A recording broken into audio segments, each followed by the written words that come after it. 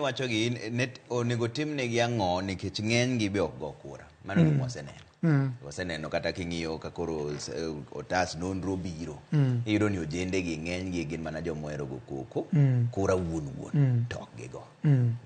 Wan e higa mar 2024. Trevor, wadwa go koko. To lamnoro lama Nyasaye omiwa ngima. Wadwa go koko. Wadwa puonjo ojende. Wadwa chiewo ojende. Wadwa pok wachako. Pod watimo gima wasungu ne go map. Wadwa puonjo ojende. Gimomiyo piny mar Kenya osedhi ka gondore kama. Nikech ok ugo kura. Nikech 71%. Nyocha ne 68. Sani 71% of Kenyans are youths. And so 71% of jomago kura gin rawera. Nyaka wang'isgi ni une joma decide ni jatend piny en ng'a. To ng'ama dhi od bura en ng'a. Koro wadwa chiewo gi ka nyathi monindo.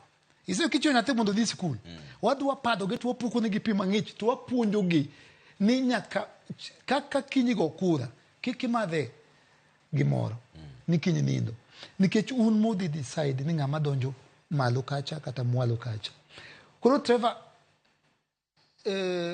piny owacho mosebedo kakalo gi osebedo gi strategy mang'eny mar make sure ni ojende chieng' go kura to mer onindo.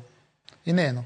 Koro wadwa kawo initiative for the next 3 years ma watimo voter education.